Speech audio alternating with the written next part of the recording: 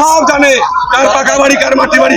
খালাসিরপুরে গ্রামের কানাচি পঞ্চায়েত খালাসিরপুর আমার পাকা বাড়ি আছে না, ওনার পাকা বাড়ি আছে না, সেটা বলতে পারবো। ময়ূরেশ্বর ১ নম্বর ব্লকের কানাচি গ্রাম পঞ্চায়েত এলাকায় আবাস যোজনার ঘর না পাওয়ার অভিযোগে পঞ্চায়েতের গেটে তালা মেরে বিক্ষোভ দেখালো গ্রামবাসীরা। পঞ্চায়েত অফিসের সদর দরজায় তালা ঝুলিয়ে বিক্ষোভ দেখাতে থাকেন আবাস যোজনার বাড়ির তালিকা থেকে নাম বাদ যাওয়া ব্যক্তিদের পাশাপাশি গ্রামবাসীরা। সকাল ১১টার সময় পঞ্চায়েতের গেটে তালা ঝুলিয়ে দেয় তারা এবং তারপর পঞ্চায়েত অফিসের সামনেই বসে দীর্ঘক্ষণ বিক্ষোভ দেখাতে থাকেন। এই বিক্ষোভ ঘিরে ধুমধুমার পরিস্থিতির সৃষ্টি হয় পঞ্চায়েত অফিস চত্বর। গ্রামবাসীর অভিযোগ, যারা আবাস যোজনার বাড়ির প্রাপ্য তারা বাড়ি পাচ্ছে না, অথচ যাদের ইটের তৈরি পাকা বাড়ি রয়েছে অর্থাৎ বড় লোক তারা বাড়ি পাচ্ছে। লিস্টে নাম থাকা সত্ত্বেও নাম বাদ দিয়ে দিচ্ছে তৃণমূল এক নেতা। তার বিনিময়ে যাদের পাকা বাড়ি রয়েছে তাদের কাছ থেকে ৫,০০০ টাকার বিনিময়ে বাড়ি দেওয়া হচ্ছে, এমনটাই অভিযোগ করেন গ্রামবাসীরা। এমনকি ওই তৃণমূল নেতা ঘনিষ্ঠদের আবাস যোজনার বাড়ির তালিকায় নাম ঢোকানো হয়েছে বলে অভিযোগ করেন। যদিও কানাচি গ্রাম পঞ্চায়েতের ৭২ নম্বর বুথের তৃণমূল বুথ সভাপতি আনিকুল ইসলাম সম্পূর্ণ বিষয়টি মিথ্যা বলে দাবি করেন। তিনি বলেন, প্রমাণ করে দেখাক আমি কাউকে টাকার বিনিময়ে বাড়ি পাইয়ে দিয়েছি, প্রমাণ করতে পারলে আমি দল ছেড়ে দেব। যদিও কানাচি গ্রাম পঞ্চায়েতের প্রধানের স্বামী রঞ্জিত কুমার মণ্ডল বলেন, আবাস যোজনার ঘরের জন্য সবকিছু ব্লক থেকে হয়, ব্লক থেকে লোক এসে তদন্ত করে, পঞ্চায়েতের কোনো ব্যাপার নেই। আমরা চাই গরিব মানুষেরা বাড়ি পাক। পঞ্চায়েত অফিসের প্রায় ঘণ্টাখানেক তালা বন্ধ রাখার পর খবর পেয়ে ঘটনাস্থলে আসে মল্লারপুর থানার পুলিশ এবং পুলিশ এসে পরিস্থিতি নিয়ন্ত্রণে আনে। তারপর পঞ্চায়েত অফিসে তালা খুলে দেয় পুলিশ। যদিও গ্রামবাসীদের সাথে কথা বলে ব্লক অফিসে গিয়ে আলোচনা করার আশ্বাস দেয় পুলিশ। আজকে পঞ্চায়েতে তালা মেরেছে কেন? আজকে পঞ্চায়েতে তালা মেরেছে, এদের বক্তব্য হচ্ছে যে বাংলার আবাস যোজনার বাড়ি যে লিস্ট এসছে সেই লিস্টে প্রধান বাদ দিয়েছে বা প্রধান ইচ্ছামতো ঘর দিয়েছে, কিন্তু মাননীয় মুখ্যমন্ত্রী এবং মাননীয় অভিষেক বন্দ্যোপাধ্যায় সেই সিস্টেম তো রাখেনি। মাননীয় মুখ্যমন্ত্রী তো বলেই দিয়েছে যে আমি বাংলাতে আমার যেই বাস করুক, সে আমার সিপিএম হোক, কংগ্রেস হোক, বিজেপি হোক, সবাইকে বাড়ি দেবো। তো সেই হিসেবে লিস্ট পাঠিয়েছে এবং সেই অনুপাতে কোনো পার্টির কর্মী বা কোনো আমাদের মানে দলের ওনাদের দাবি কি দলের ওনাদের দাবি মেম্বার সঙ্গে যাবে না বা তাদের কথাতে বাড়ি পাবে না। ওনাদের দাবি কি?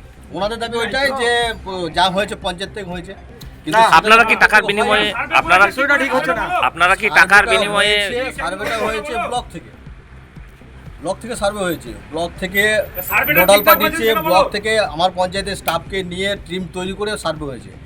এখানে কোনো পার্টির কর্মী বা কোনো মেম্বার এর সঙ্গে জড়িত নাই বা কেউ নেই। দাদা একটা ভুল হচ্ছে, এখানে একটা ভুল হচ্ছে। একজন কর্মী ছিল যে আগে বললে আনিকুল, হ্যাঁ আচ্ছা, ওই আনিকুল হ্যাঁ টাকার বিনিময়ে সেটা হয়তো ব্লকের স্টাফ ওরা চেনে না। কত টাকা ডিমান্ড করেছিলেন? কত টাকা ডিমান্ড করেছিলেন? বাড়ি পিছু কত টাকা চেয়েছেন? না আপনারা কত টাকা চেয়েছেন বাড়ি পিছু? বাড়ি দেওয়ার জন্য কত টাকা চেয়েছেন?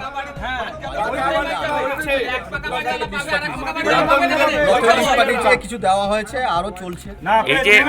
এই যে অভিযোগ করছে যে লোকাল নেতাতে কিছু টাকার বিনিময়ে যাদের পাকা বাড়ি আছে তাদেরকে বাড়ি দিয়েছে, কি বলবেন? আপনি তো প্রধান। সেটা আমার জানা নাই। আপনি তো প্রধান। হ্যাঁ আমি প্রধান। আর এখন যে বাড়িগুলো পেয়েছে সেগুলো কি ঠিকঠাক সার্ভে করেছে? তো আমি তো প্রধান হয়ে তার সঙ্গে টিমের সঙ্গে তো আমি ঘুরিনি, আমার তো পঞ্চায়েতের কাজ আছে। টাকা চেয়েছে সেটা আমি বলতে পারবো, সেটা আমি জানিও না। এবং যারা যে নোডাল আছে ব্লকে তারাই যে বলতে পারবে টাকা চেয়েছিল কি চাইনি। দাদা তারা নিজে সার্ভে করেছে, তারা বুঝতে পারবে। সার্ভেটা ঠিকঠাক হয়েছে সেটা বলো। কি নাম আপনার? কি নাম? আমি রঞ্জিত কুমার মন্ডল, প্রধান। কোন পঞ্চায়েত? এখানে বিক্ষোভটা হচ্ছে গ্রামের যে বাড়ি পাওয়ার ব্যক্তি, গরিব মানুষ সে পাচ্ছে না, এখানে পেয়ে যাচ্ছে যে পাকা দালান বাড়ি সে পেয়ে যাচ্ছে। আর এখানকার মধ্যে কিছু কর্মীদের যা পার্টি লিডারগিরি কেউ কিছু করছে, সে ওখান থেকে টাকা পয়সা খেয়ে সেটা করছে। ডাইরেক্ট অফার বলছে ফোনে 10,000 20,000 টাকা দাও, তোমাকে 1,20,000 টাকা কেটে বাকি টাকা দিয়ে দেওয়া হবে। তা এমন করে কিছু গরিব মানুষ আছে যারা দিতে পারছে না বেচারিরা, ওই 1,20,000 নিয়ে তারা একটা বাসবাড়ির মতো ছোট করতে চাইছে। তাদেরকে কিন্তু কোনোভাবে হেল্প করা হচ্ছে না, অথচ সে 3তলা 4তলার বাড়ি তাকে কিন্তু দিয়ে দেওয়া হচ্ছে টাকা, সে টাকা পেয়ে যাচ্ছে। এই ধরনের অন্যায়ের জন্য আমরা প্রতিবাদটা করছি, কারণ গ্রামে যে পাওয়ার ব্যক্তি বেচারি সে না খেয়ে দিয়ে যে একটা বাসবাড়ি তার হবে, তার জন্য টিএমসি পার্টি থেকে বা তাদের থেকে যে গরিব মানুষকে যে সাহায্য করার জন্য যে টাকাটা আসছে, সেটা যদি প্রাপ্য ব্যক্তি নাই পায়, তাহলে আমি বলবো সেই টাকাটা রিটার্ন চলে যাক তাদের খাতে, কারণ সেটা অন্য কোনো গরিব মানুষের উপকৃত হবে। কিন্তু এখানে কি হচ্ছে, এখানে 10,000 15,000 দিয়ে দিচ্ছে, কারণ সে তো নিজে দালান বাড়িতে আছে। এবার দেখছে যা 1 লাখ টাকা এলো আমার বিশাল এলো। আর যে গরিব মানুষ যার আমি পারফেক্টলি আমি একবারে প্রমাণ সহ দেখাতে পারি, যার পাকা বাড়ি আছে সে টাকা পেয়ে যাচ্ছে, আর গরিব মানুষ সে টাকা পাচ্ছে না। আর প্রধানরা উপস্থিত এখানে আছে, তারপর সহকারী আছে, পাকা বাড়ি প্রধান বাবু আছেন, তারপর আরো যারা ওর সঙ্গে জড়িত যারা আছেন স্টাফ, তাদেরকে তো ফলো আপ করতে হবে। প্রধানের সই ছাড়া তো এখান থেকে জিনিসটা প্রসেস হয়নি। আর প্রসেসটা যখন এখান থেকে হয়েছে, ফলো আপটা কিন্তু তাকে করতে হবে, শুধু গ্রামের লোকের কথা শুনে করলে হবে না। আর যে গিয়েছিল সাথে, সে 1 নম্বর পঞ্চায়েত বা 2 নম্বর পঞ্চায়েত একসাথে সে দুটো করবে কেন? যে ব্যক্তি যেখানকার বাসিন্দা, যেখানে যে আশেপাশে বাড়ি থাকে, তার কাছে তুমি ইনকোয়ারি করো এই কি ধরনের ব্যক্তি বা তার মাটির বাড়ি, তাকে তুমি দেওয়ার ব্যবস্থা করো টাকাটা। তো পাকা বাড়ি হলে তুমি পকেটে পয়সা নিয়ে নিছো আর টাকা দিয়ে দিছো, তাহলে এই ধরনের দুর্নীতি হবে কেন?